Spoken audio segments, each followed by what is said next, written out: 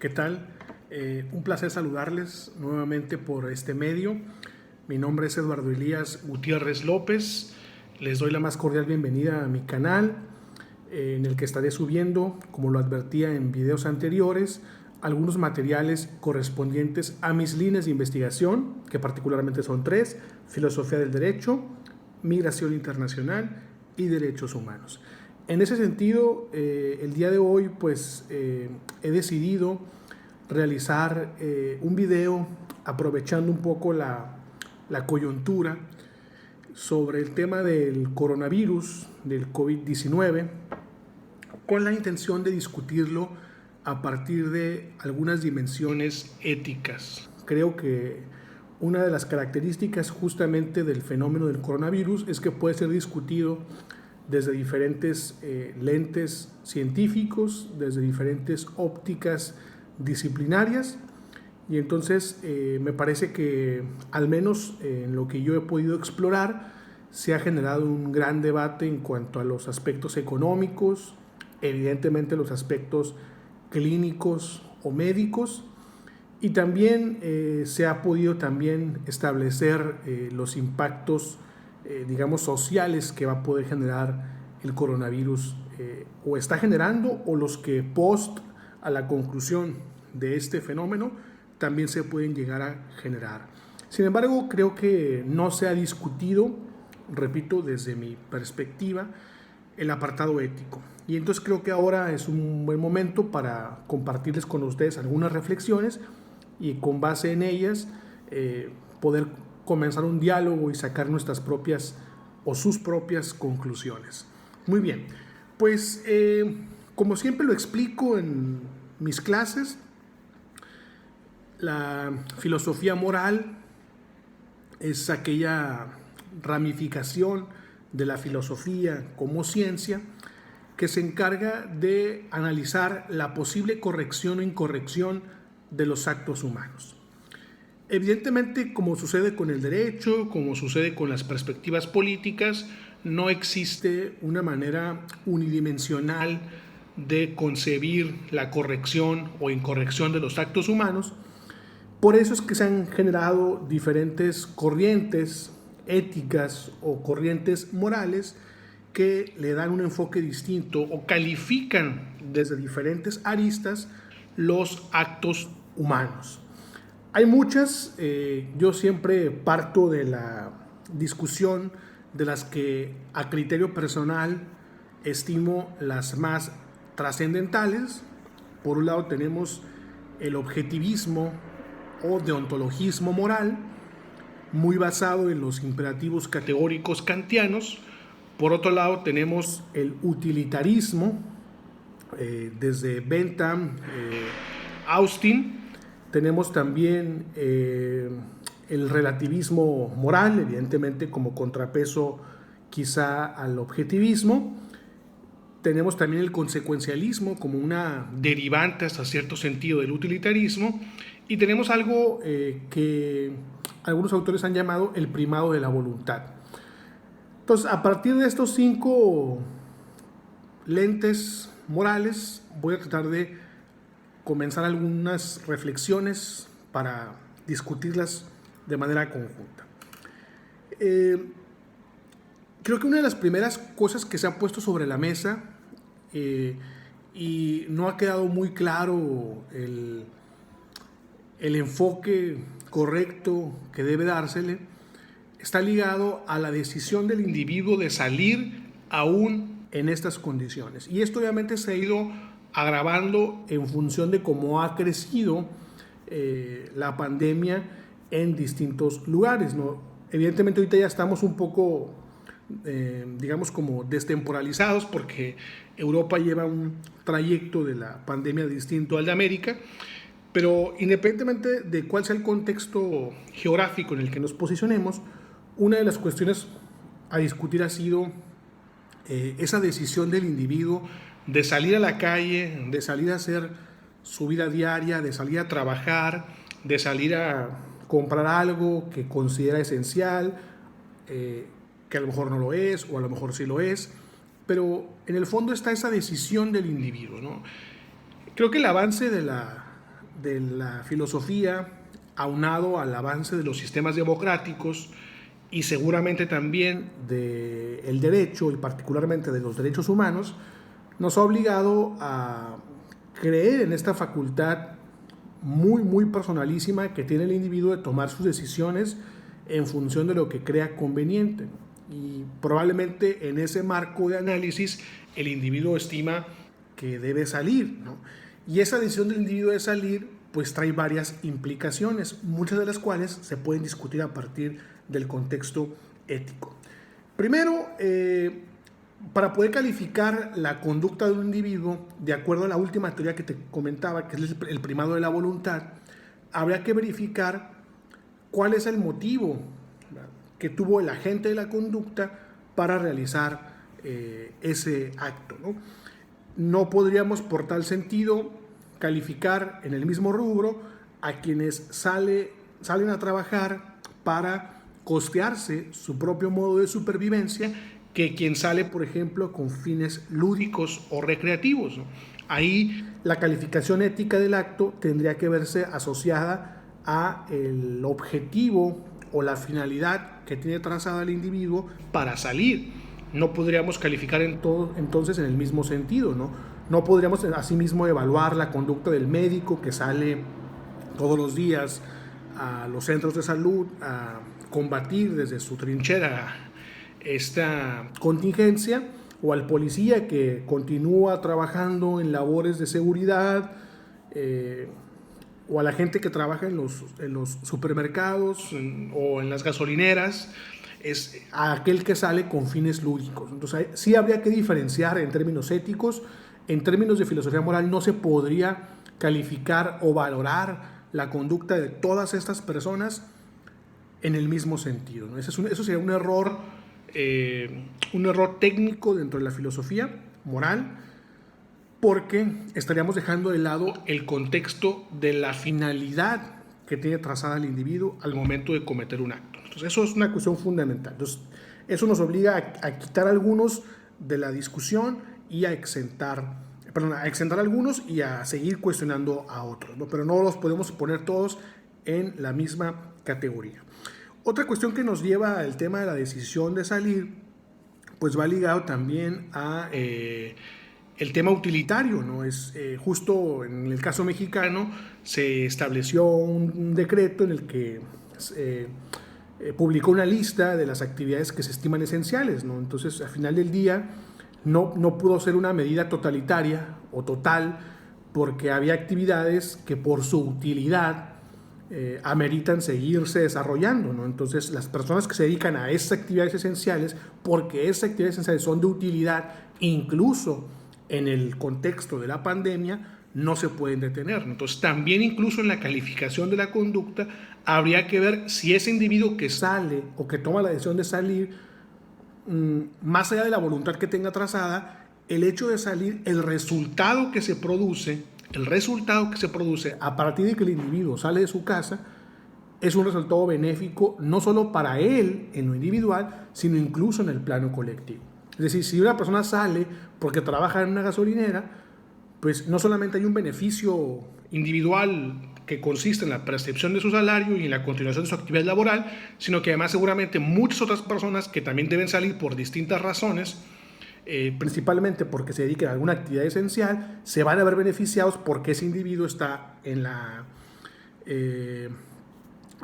gasolinera y los va a poder atender una necesidad que es fundamental para transitar en términos vehiculares. Entonces, también al momento de evaluar la decisión de salir, habría que plantearte también si ese acto de salir del individuo trae consigo una serie de resultados que no solamente son positivos o benéficos para el agente de la conducta, sino incluso también para otras personas o para un interés colectivo. Otra cuestión importante es la responsabilidad, ¿no? En términos kantianos, habría que realizar esta aplicación de la ley universal, de tal manera que tu conducta, si tú quieres saber si es moralmente correcta, tendrías que pensar si todas las personas que se encuentran en esa misma situación deberían hacer lo correcto, es decir, eso es lo correcto, lo que tú vas a hacer es lo que todo mundo debería hacer en tus mismas circunstancias, ¿no? Obviamente esto tiene sentido porque al salir evidentemente hay una acción que se puede derivar de esa primera acción, o sea, hay una consecuencia, más bien una consecuencia que se deriva de esa acción. Esa consecuencia puede ser no solamente el que te puedas contagiar, sino que incluso puedes contagiar a otros, ¿no? Entonces, eso quiere decir, en términos del objetivismo, que el individuo es responsable de las consecuencias de sus actos. Es una de las razones por las que se empezó a discutir la importancia de la filosofía moral, ¿no? Porque realizar un acto no solamente implica responsabilizarte por la decisión, sino también responsabilizarte por, en términos de objetivismo moral, responsabilizarte también por las consecuencias que se puedan derivar de tu conducta, ¿no? Entonces, en ese sentido, tú sales y entonces hay una posibilidad de que contagies a otros, ¿no? Y serías responsable. Entonces, para efectos de no causar daños de los que tú eres el responsable, lo ideal sería resguardarte, ¿no?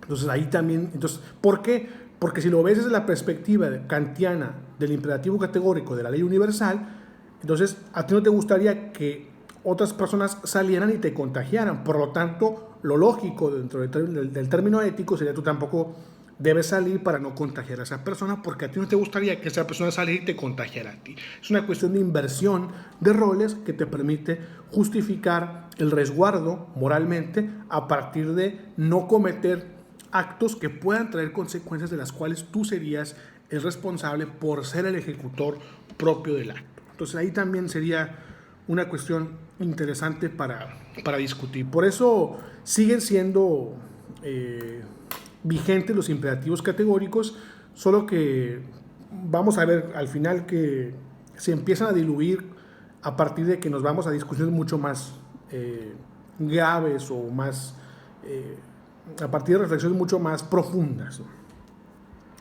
Ese sería como el primer debate, ¿no?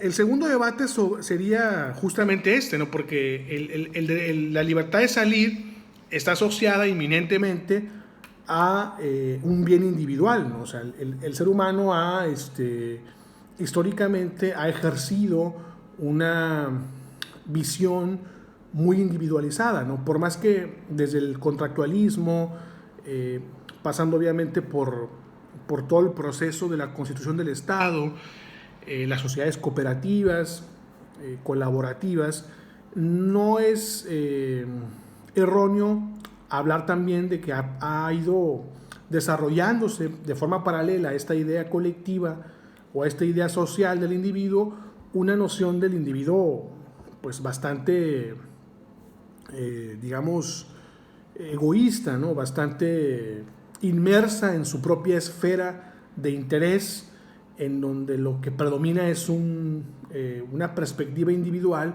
y no adherirse a un bienestar colectivo, ¿no? Entonces, el resguardo tiene que ver justamente, al menos así lo han explicado los expertos en temas epidemiológicos, tiene que ver con proteger un bien colectivo, ¿no? En la medida en que las personas se queden en casa, se protege un bien mayor que el individual. Claro, tú puedes tener intereses individuales para salir a comprar, salir a caminar, salir a pasear a tu perro, salir a echar gasolina, salir a muchas cosas, ¿no? Pero el resguardo o la política de resguardo está ligada a la protección ya no de ese bien individual o de esa libertad individual que te permitía transitar sin ningún tipo de restricción, sino tiene la intención de proteger un bienestar mayor o a un mayor número de personas y que la pandemia pueda hasta cierto punto disminuirse o no sea tan gruesa como lo ha sido en otros países. Entonces eso nos lleva a la eterna discusión del bien individual frente al bien colectivo o de la libertad individual frente al bienestar colectivo. Yo creo que, basta ver, las personas han seguido saliendo, hay estadísticas que establecen que México es el país que menos ha respetado el distanciamiento social. Vimos en algunos países, en algunas entidades federativas del sur, algunas prácticas tradicionales o religiosas que congregaron muchas personas. Está el ejemplo del concierto del Vive Latino, justo cuando estábamos apenas en el inicio de la pandemia, etcétera, etcétera. Creo que a lo que voy con todo esto es que la reflexión final, ahí sí establezco una reflexión final, creo que nos recuerda o nos viene a traer nuevamente a nuestra conciencia que sigue predominando un individualismo. Realmente no hay una solidaridad, no hay un pensamiento solidario. No quiero con esto generalizar, pero a lo que me quiero referir es que no se ha combatido totalmente esta noción de solidaridad, no se ha combatido, perdón, esta noción de individualismo con el manejo de la concepción de la solidaridad. Yo creo que todavía nos muestra esta realidad que, o sea, más bien el COVID viene a mostrarnos esta realidad en el sentido de que todavía sigue predominando un eje individual en las conductas de los individuos, ¿no? En las conductas de las personas. Entonces, creo que eso es lo que nos lleva a reflexionar, ¿no? En realidad es que no somos tan solidarios como creíamos, no somos tan ávidos de pensar en un interés colectivo como a veces se nos quiere mercadológicamente vender. Seguimos todavía en muchas dimensiones de nuestra sociedad pensando siempre por un interés particular. Eso es algo que no debemos de perder de vista en términos éticos.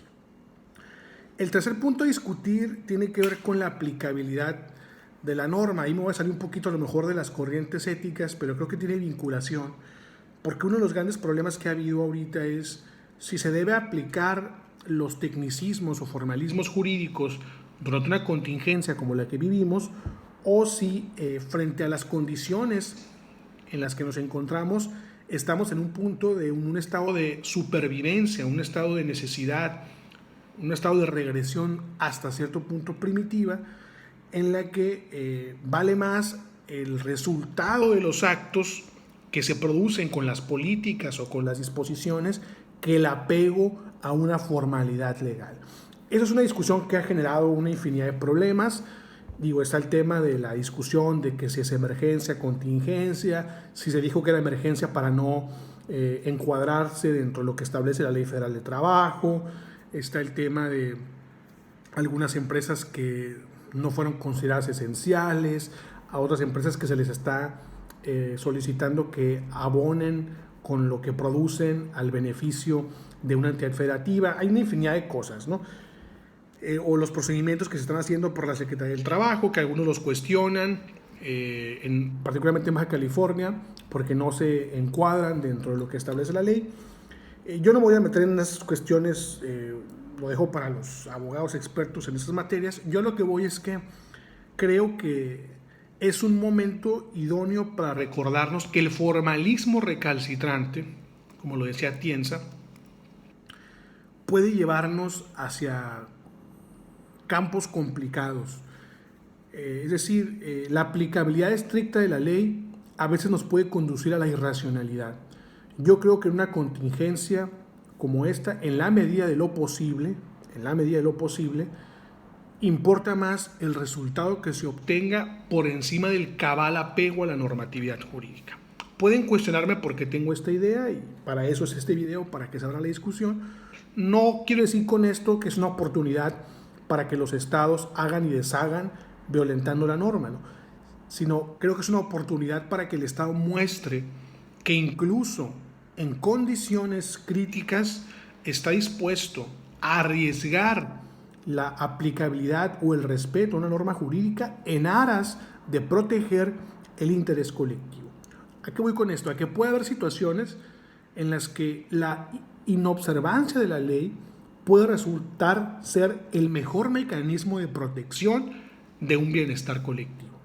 Eso lo discutió arduamente Tomás de Aquino, ¿no? Hay veces que la norma te puede conducir a una injusticia, que te puede conducir a una, una desproporción en el resultado. Por lo tanto, en esos casos, Tomás de Aquino decía, se justifica que tu deber moral sea la desobediencia de la ley. Entonces yo creo que es una buena oportunidad en estos casos para entender que el formalismo rígido, que el positivismo jurídico muy, muy recalcitrante puede conducir en ocasiones a lineamientos o a decisiones que no necesariamente sean las más óptimas en aras de la protección o de los bienes que se pretende tutelar a partir de la decisión de una autoridad administrativa, judicial, etcétera, etcétera. Otra reflexión también importante que valdría la pena retomar tiene que ver con este choque, ¿no? Hay muchas personas que han solicitado el toque de queda como la medida idónea para, justo porque no se ha podido como controlar a todos los individuos para que decidan optar por el resguardo y no por salir, se solicita que sea el Estado con mano dura el que imponga el famoso estado de excepción del que hablaba Giorgio Agamben o el toque de queda, como se dice de manera coloquial. Eso obviamente implicaría, aunque en el caso mexicano lo establece bajo ciertos parámetros, bajo ciertas condiciones y bajo un procedimiento, el artículo 29 de la Constitución, también es cierto que militarizar el país y llevarlo a estas cuestiones implica también indirectamente un retroceso en cuanto a todo lo que se ha avanzado democráticamente. Por eso creo que los estados se lo piensan dos veces antes de ejecutarlo o antes de llevarlo a cabo.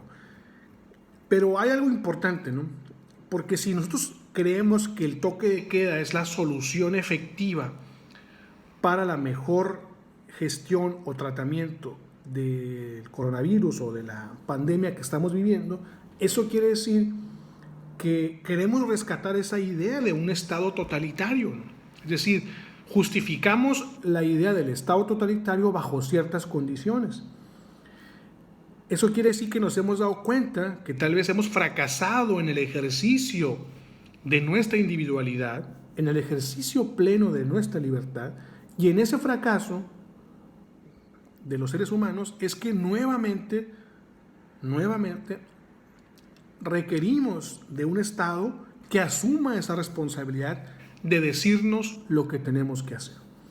Esto, ustedes podrán tener su perspectiva, pero esto es lo que se puede interpretar si somos de quienes defendemos cabalmente el toque de queda, ¿no?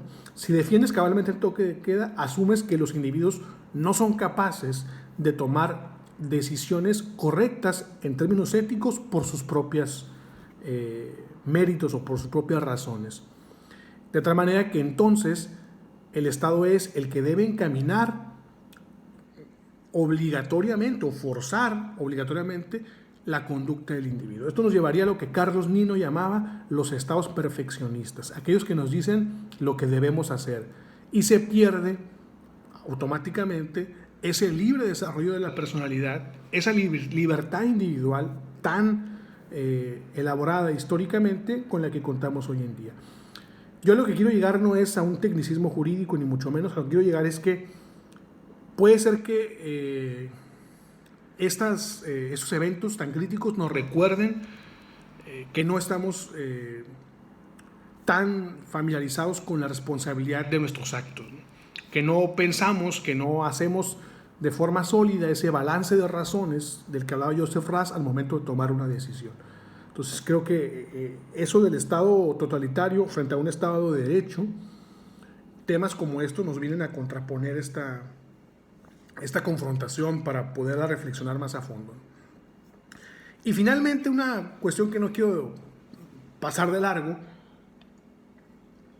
es que por la mañana, muy temprano, leía la guía bioética que se va a aplicar en las instituciones de salud durante esta contingencia. Y algo me llamó mucho la atención, que es la predominancia de una postura utilitarista en las decisiones clínicas o bioéticas. Muchas veces cuando discutimos estos temas de filosofía moral y como ejercicio ponemos algunos dilemas para que los estudiantes los resuelvan, siempre hay la respuesta clásica inmediata de algún alumno que puede increpar porque los ponemos a resolver esos dilemas si nunca se van a presentar esos dilemas en la vida. Es un pragmatismo que muchas personas tienen, ¿no? No lo voy a aprender si no me va a servir. Yo no creo así, creo que el conocimiento tiene un valor por sí mismo, pero suponiendo que cayéramos en ese pragmatismo, contingencias como esta ponen en la luz pública muchos de los dilemas que tú creíste que jamás se iban a aplicar en una realidad concreta. Esta guía, que la puedes consultar en internet, esta guía de cómo van a operar en términos bioéticos las instituciones de salud en México, pone incluso un dilema en donde aborda cuál será su perspectiva, ¿no? Y establece que ya no impera un principio de responsabilidad sanitaria ordinaria, sino que ahora lo que impera es un principio de salud pública, un principio de justicia social.